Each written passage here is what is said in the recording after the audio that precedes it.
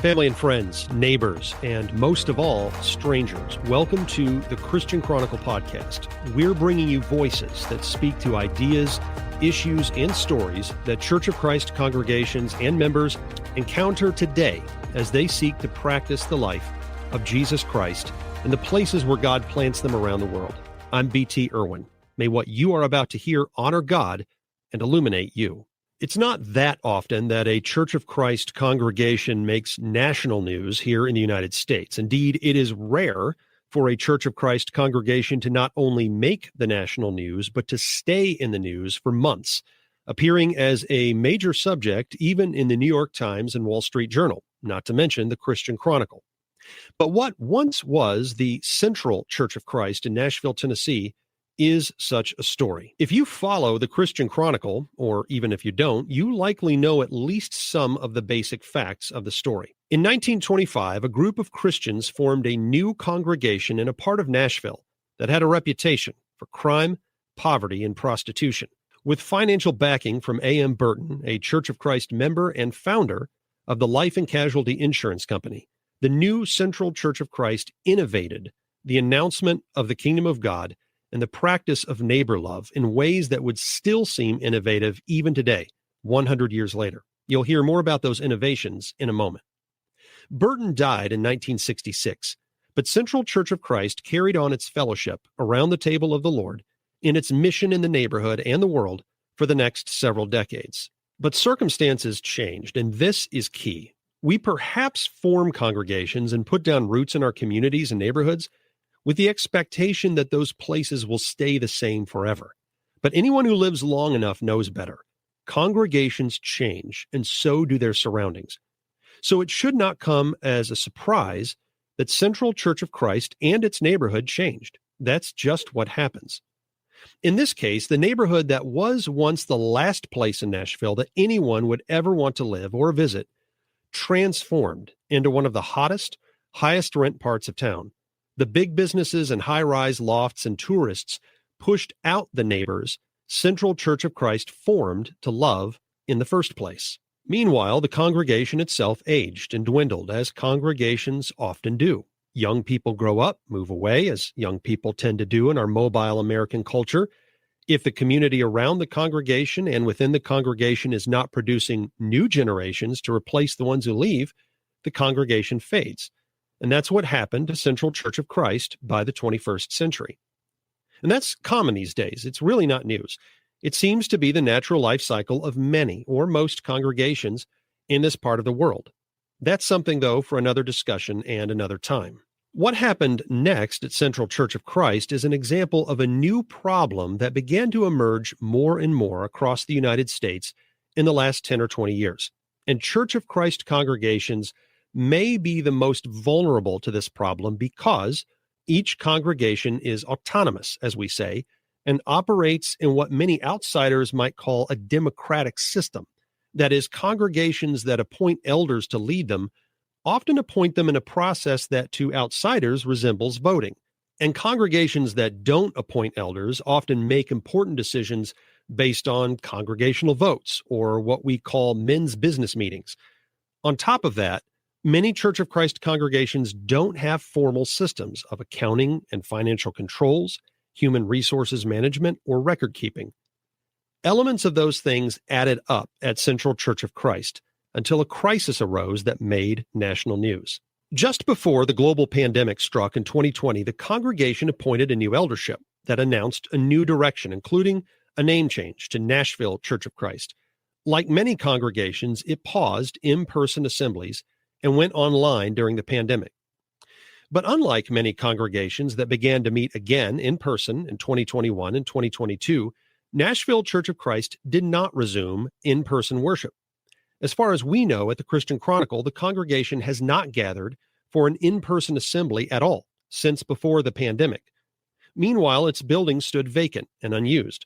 Passers-by could see decay and dilapidation setting in as time passed. And that's when the descendants of A.M. Burton stepped in, led by his famous great-granddaughter, Amy Grant, the queen of Christian pop. The family claimed that when Burton purchased and gifted the property to Central Church of Christ, he added a condition to the deed, The congregation could possess the property only as long as it is used for the purposes that motivated the formation of Central Church of Christ in the first place. That is, the congregation has to assemble for worship and carry on its benevolent work in order for it to retain ownership of the property. This led to a legal dispute between the Burton family and Nashville Church of Christ that made it all the way into the national news and stayed there for months. At the time of this recording, the two parties have reached a settlement. The Central Church of Christ building reverts to the Burton family, who agreed to sell it at fair market value. Family members pledged to donate the money from the sale to a new A.M. Burton Matthew 25 trust to fund efforts to come alongside the poor. They also expressed their intention to sell the building to a buyer who will commit to using it for the human services that were essential to A.M. Burton and Central Church of Christ in the beginning. Meanwhile, Nashville Church of Christ retains ownership of two adjacent parking lots and the revenue they generate.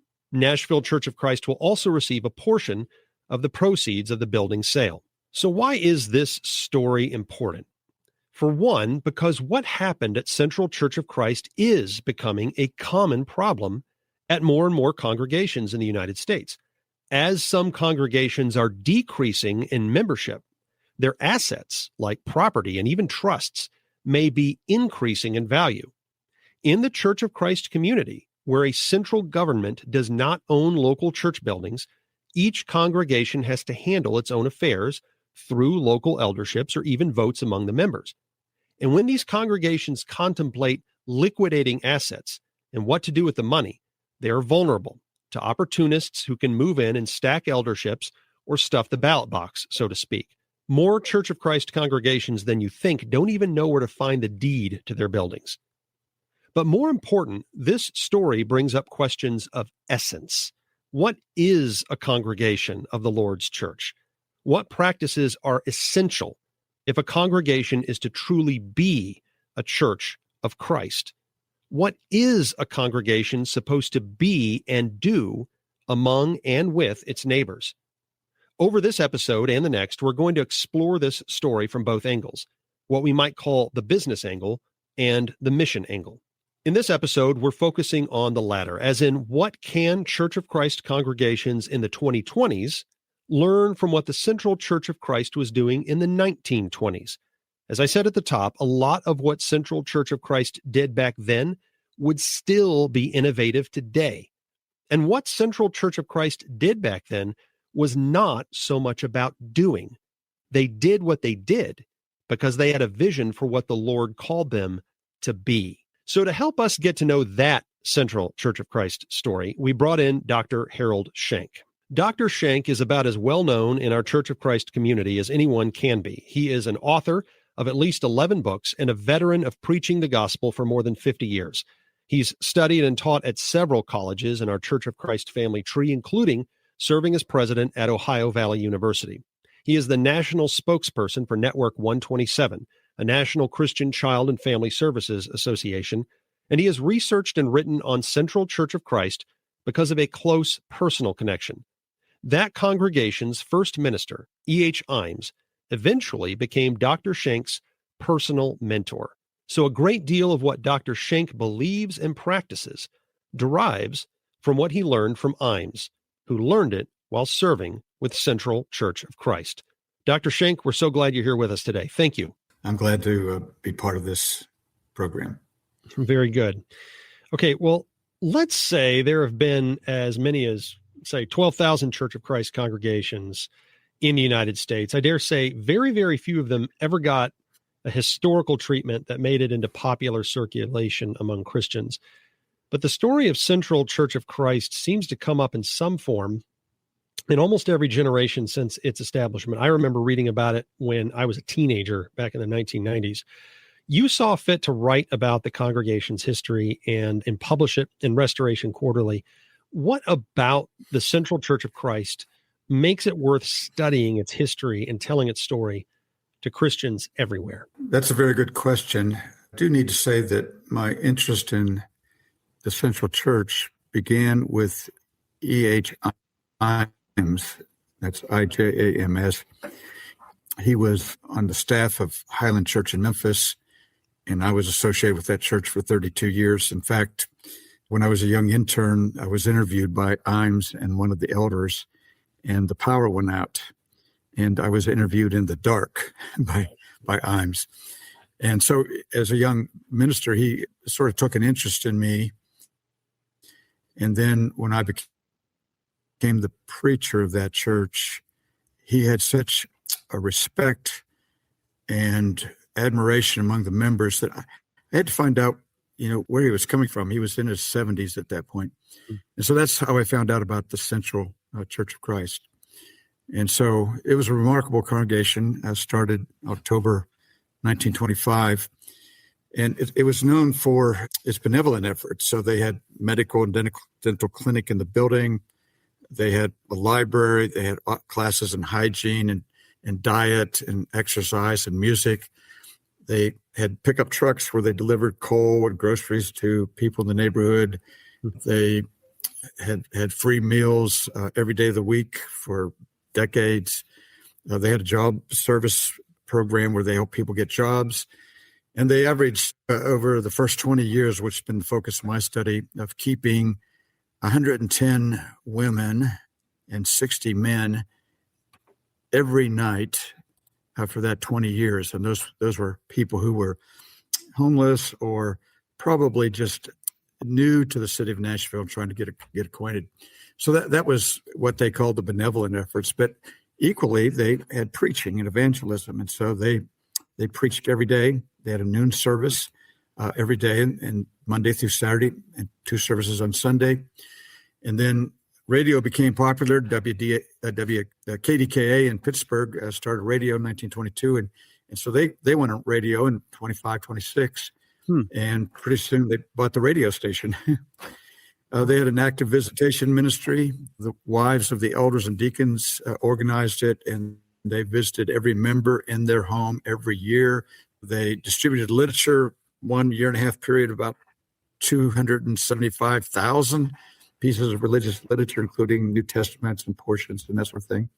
And they had missionaries that they supported around the world. So it was quite a congregation. And the bottom line is that in the first 20 years, they baptized 8,000 people. Wow. And so 20 years is just over 7,500 days, which meant that they baptized more than one person a day for 20 years at the noon service. Almost always a baptism Sunday for sure, baptisms in the middle of the night. So they were extremely evangelistic. And so their benevolence and evangelism worked together. So for that reason alone, I mean, it's a remarkable congregation. Well, they had some theological perspectives that I think are pretty unique. Mm-hmm. They believed that when you showed love through benevolence, that prompted people to come to Christ.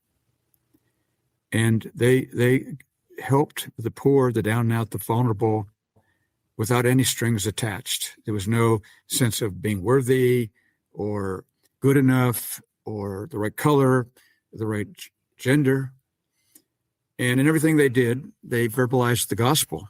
Every sack of groceries had a track in it, and they would talk to people about the gospel.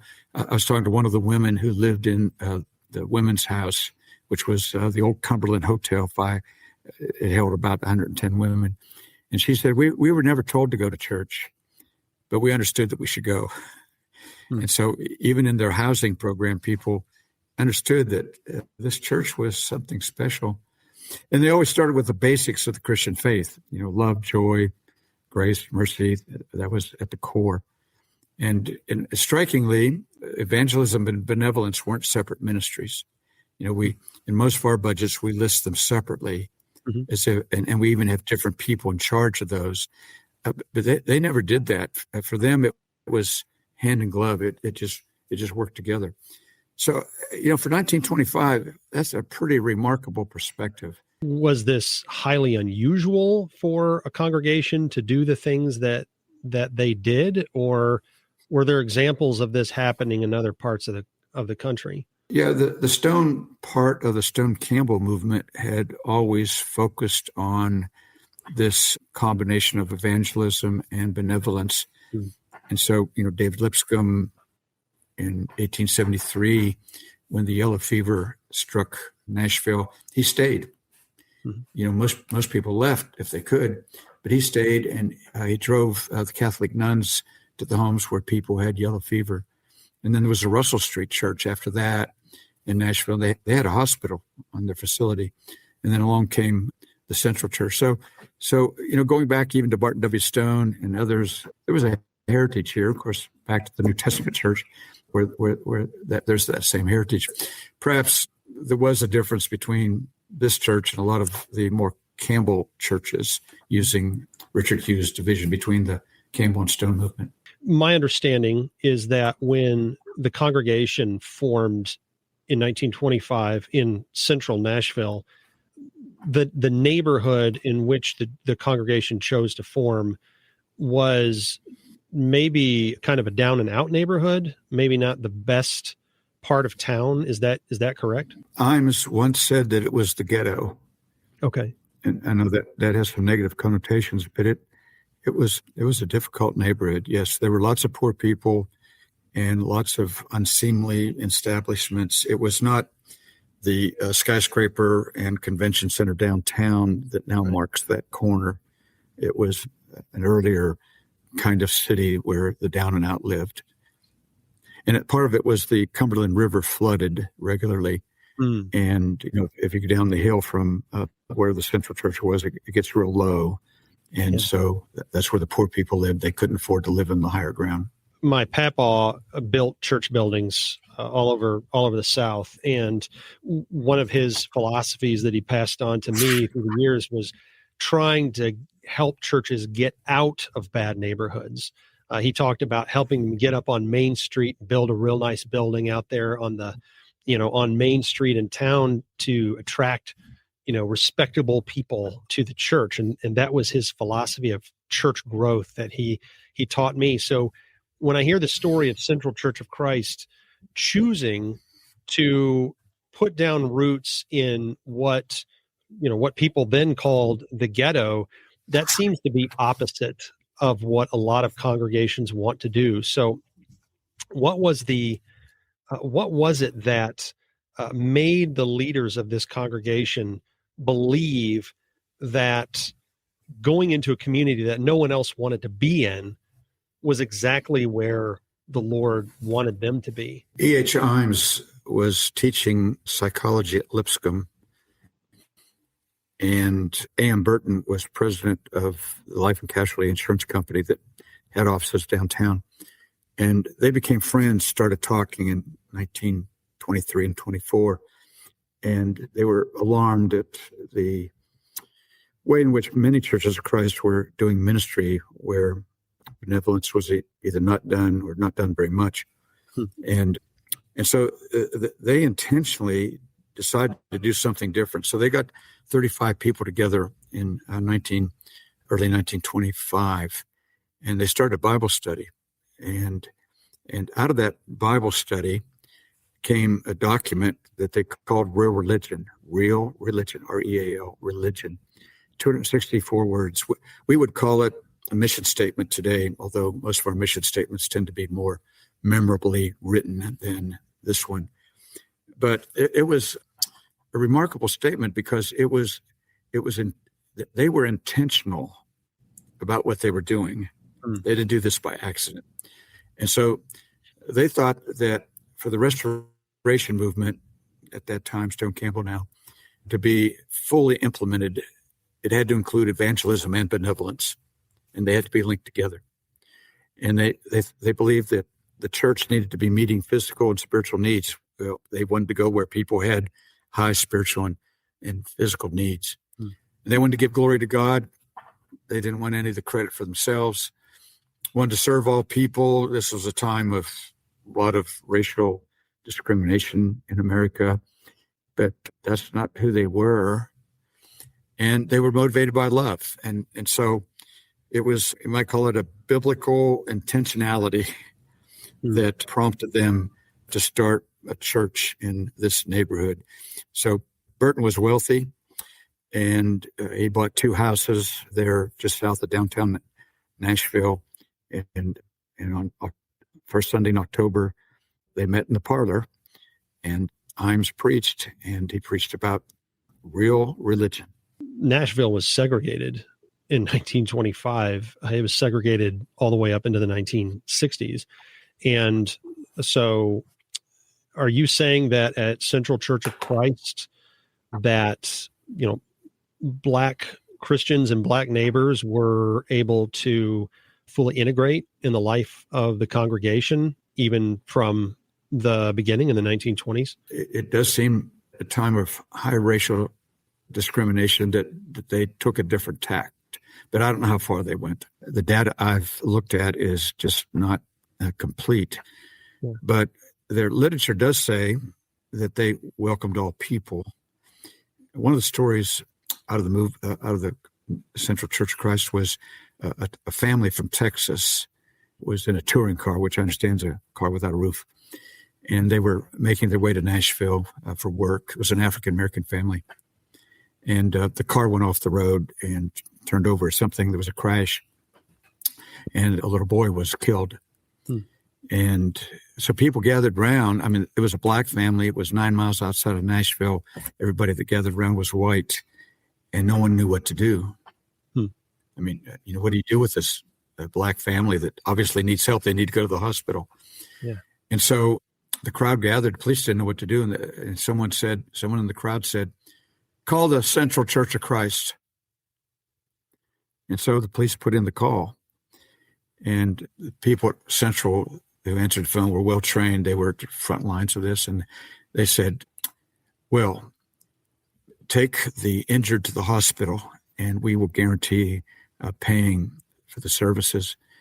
And ask the family if they would honor us by allowing us to help them with the funeral and burial of their child. We'll have a plot that we can let you have." And so they took care of it. It was an African-American family. They took care of it. And after such deeds, people would start calling the Central Church a bit angry. "Why are you helping these people? Don't you know that they're Black?" And the people, the secretaries, the receptionists, they were told what they had been trained. And they said, "We believe that every person deserves to be treated with dignity." One of the good trends I've noticed among Church of Christ congregations in my lifetime is that more of them are getting serious about embodying Jesus in what they do. In other words, if we're going to call ourselves the Church of Christ, shouldn't everyone around us see us doing what Jesus does, as the Bible shows us in detail? It's exciting to imagine being just like Jesus, but for some congregations, it's also confusing or intimidating. In a world full of ideas and needs and possibilities, what do we do? How do we even know where to start? Here at the Christian Chronicle, we're pleased to be sponsored by Healing Hands International. For more than 30 years now, they've been doing what Jesus does all over the world, and they've been welcoming congregations like yours as partners, guiding you and your members into the experience of being the hands of Jesus. In partnership with Healing Hands International, congregations like yours are blessing little children, feeding the hungry, healing the sick, and teaching those who want better lives for themselves and their families. Through Healing Hands International, congregations like yours are going into all the world, making disciples of every nation. Healing Hands International has so many ways for your congregation to join in the life and work of Jesus Christ. Why not find out if a partnership with Healing Hands International is where the Lord is leading you? Visit hhi.org. That's hhi.org. Be the hands of Jesus with Healing Hands International. One of the things that I've talked about with a couple of other guests on this podcast is that sometimes our churches think of what we're calling benevolence. These days, people may call it ministry or outreach or service or community service or something like that. We tend to think of it almost as a means to the end of evangelism. So we do benevolence in order to evangelize people. And therein do we find the value of benevolence, that it gets us to the evangelism. But what you're describing at Central Church of Christ doesn't seem to be that. It doesn't seem to be that we do this benevolent work, and you named way more than I even knew existed. We don't do this in order to evangelize. It almost, you said hand in glove, like benevolence and evangelism are almost one and the same or linked. So I wonder if you could talk more about how Central Church of Christ imagined benevolence and evangelism being that hand in glove, being fused together and integrated. Yeah, Imes wrote that piece called Real Religion, and he ended up writing 11 books, and that's a theme in most of his writings, real, R-E-A-L, real religion. And I did an article in RQ, Restoration Quarterly, about Imes and real religion. And real religion, he would define as basically that prospectus, that mission statement that they wrote and what the church actually became. But he would also say that real religion endures change. And that if you function, in helping people and sharing the gospel, that it doesn't matter what's going on in the community at large. You may have to do some adaptation. And Imes was an example of that. His ministry was 71 years long. Wow. That's remarkable. He started at Highland Church at age 72, and he was still there when he turned 96 and he passed away. Well, for him, it was real religion from the beginning to the end. But they did believe that if you practiced sharing the gospel and helping people, that did produce remarkable results. And their story would be an example of that. And I think we tried to do that at Highland when I was there, and we had some remarkable results, grew from 850 to 1,500, while at the same time doing a school store that helped 119,000 children. Wow. So, they fit together. Or, I think about Steve Clower's work down at the Southside Church in Fort Worth, a stately Southern building with a steeple, stand in the front yard, see the skyscrapers downtown Fort Worth. But it was an at-risk neighborhood. It was, there were prostitutes and alcoholics, and it was high crime. Steve moved his family into the neighborhood. Well, once they started helping people, that church just exploded, got up to about 600. And it's the only Church of Christ, the South Side now, the only Church of Christ I know that when they put on an addition, it was a remarkable addition to their church building, they did it for the vulnerable. And so they had a clothing closet and a cafeteria to feed people and a place to store groceries. And they did it for folks who were poor. So it really goes back to that real religion, that if you're biblically rooted and loving people, giving glory to God, sharing the gospel as people are willing to listen, and then helping with needs without expecting them to hear the gospel. There was never any, you listen to the sermon, then you get the soup, that nothing like that ever occurred. They would help people over a decade who never responded to the gospel. And so it wasn't that they were serving people in order to get them saved, although that happened a great deal, but they were serving people because that's what Jesus did. I'm glad you brought up the church building that Dr. Clore was at Southwest, I believe he said, for quite some time. The Central Church of Christ building has been the flashpoint in all the news about the congregation over the last year. A few months ago, I was sharing with some folks in Nashville the reporting that the Christian Chronicle is doing on the story, and I showed them a photograph of the building. And they said, oh, I drive and walk by that all the time, but they never knew that it was built to be a church building. And I think that raises a really important point. That building, the Central Church of Christ building, doesn't look like any other Church of Christ building that I've seen in the Nashville area. So if form follows function, as architect Louis Sullivan said, what does the design of the Central Church of Christ building say about the functions its leaders hoped it would serve? It was a building that was focused on service. So, they had a library, 12 mil every day. And so they had to have a place right next to the sidewalk where people could come in. They added 3 stories on top of the building to keep those 60 men over a period of 20 years. Men who had just come to Nashville looked at work. So they added that 3-story addition upstairs. They went across the street where the convention center is now, bought the Cumberland Hotel, renovated it, turned it into a dormitory for women, average keeping 110 women. They had a medical clinic in the building, a dental clinic. They had to have a place for that equipment. They had a robust counseling ministry. They didn't call it counseling. They called it sharing. And so they had to have a place where people could come in and have some privacy. They had a playground for children. And so their building was meant to reflect what they were doing. And they didn't have any interest in making it look like a church because they were interested in being the church. The building itself has been the flashpoint for the conflict that's been all over the news for the last year.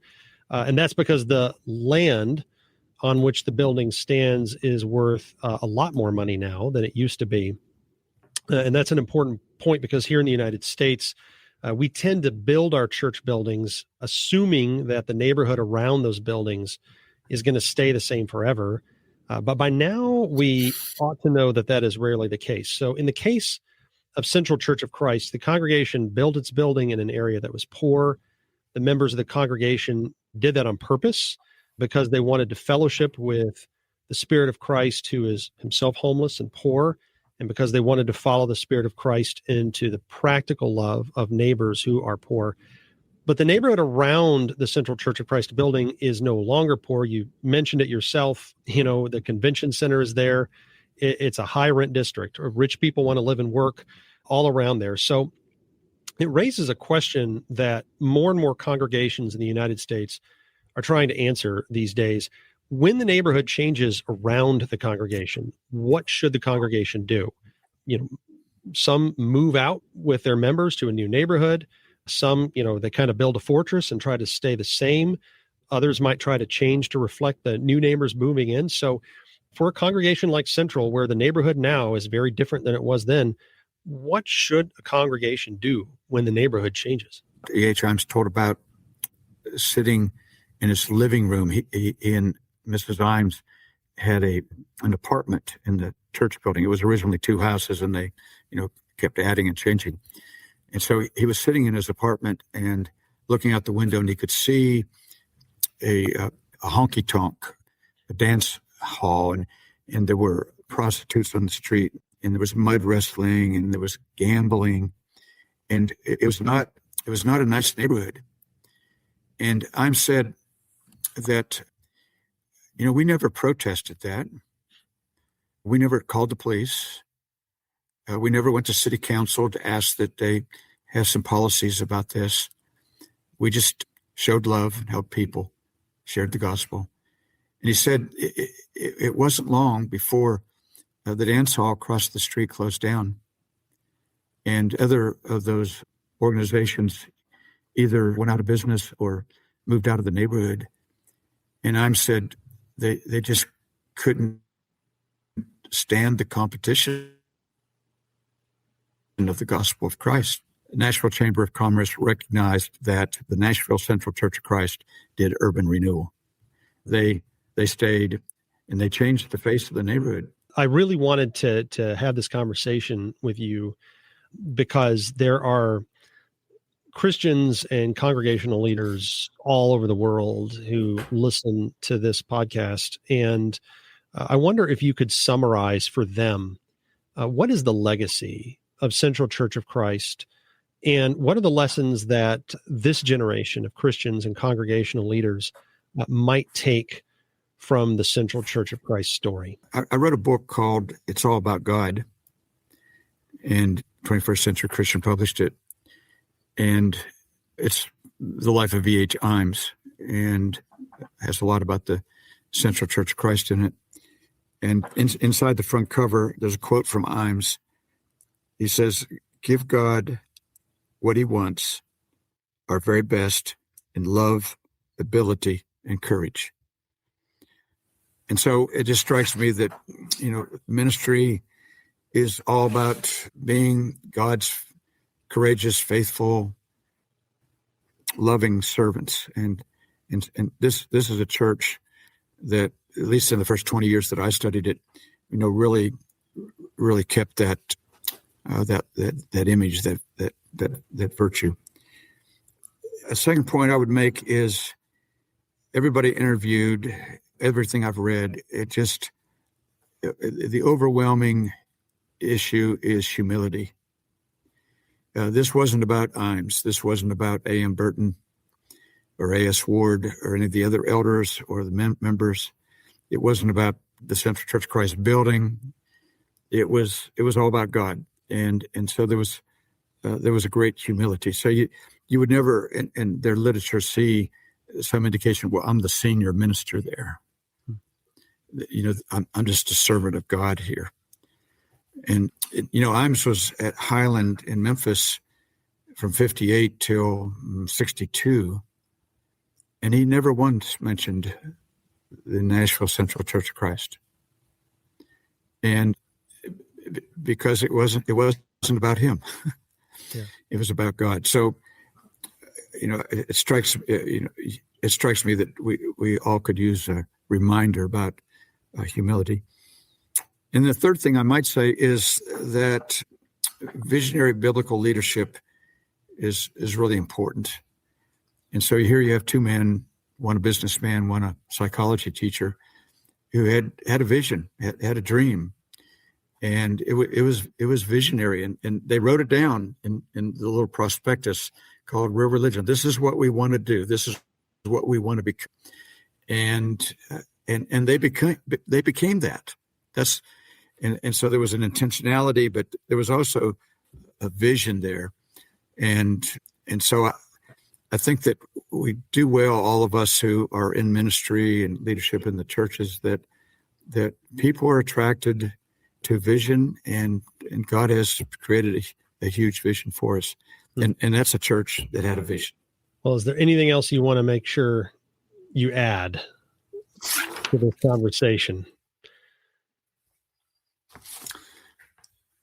Well, I think I might add, and this is pretty remarkable for them, Deuteronomy 6. Jesus knew Deuteronomy well when he was tempted by Satan. He quoted scripture 3 times, every time from Deuteronomy. When he was asked about the great commandment, he quoted Deuteronomy. And so Jesus knew that book, and chapter 6 is really the core in many ways of the book of Deuteronomy. And right after the great commandment and the teaching of children to love the Lord their God with all their heart, soul, and mind, there's a little section which says, you're going to move into houses you didn't build, and you're going to drink from cisterns you didn't dig, and you're going to eat fruit from trees you didn't plant, and olives from trees that you didn't raise up. And what's going to happen is you're going to forget God. And I think that our time of affluence, and I think Churches of Christ, our members are among the more affluent people in America.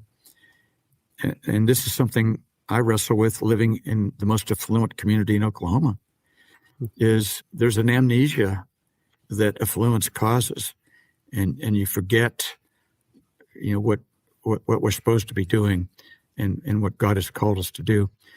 And so, I admire Imes and that group for 20 years during time of upheaval in America. They kept their focus where God was. And I find myself forgetting that because I get more concerned about my affluence than about my influence for Christ. Well, Dr. Shank, thank you so much. Since I read Up Close and Personal back in 2000 when I lived in Chicago, this has been an interview 26 years in the making. So I appreciate you for making the time to talk to us all today. Very good. It's been a great pleasure. Thank you so much. Dr. Harold Shank is an author, elder, preacher, and scholar who learned at the feet of E.H. Imes of Central Church of Christ in Nashville. We'll post links to some of the resources that Dr. Shank mentioned in our conversation today. Dr. Shank, thank you for sharing with us. Be sure to look for the second episode in this short series on Central Church of Christ. In that episode, we'll explore what happened in recent years and how congregations can better situate themselves to avoid similar problems. We hope that something you heard in this episode encouraged, enlightened, or enriched you in some way. If it did, thanks be to God. And please pay it forward. Subscribe to this podcast and share it with a friend. Recommend and review it wherever you listen to your favorite podcasts. Your subscription, recommendation, and review help us reach more people. Please send your comments, ideas, and suggestions to podcast@christianchronicle.org. And don't forget, our ministry to inform and inspire Christians and congregations around the world is a not-for-profit ministry that relies on the generosity of people like you. So if you like the show and you want to keep it going and make it even better, please make a tax-deductible gift to the Christian Chronicle at christianchronicle.org/donate. The Christian Chronicle podcast is a production of the Christian Chronicle Incorporated, informing and inspiring Church of Christ congregations, members, and ministries around the world since 1943. The Christian Chronicle's managing editor is Calvin Cockrell, editor-in-chief Bobby Ross Jr., and president and CEO Eric Trigestad. The Christian Chronicle podcast is written, directed, and hosted by btirwin and recorded in Detroit, Michigan, USA. Editing, show notes, and transcript services by Kinsey James. Mastering, mixing, and sound quality by James Flanagan. Until next time, may grace and peace be yours in abundance.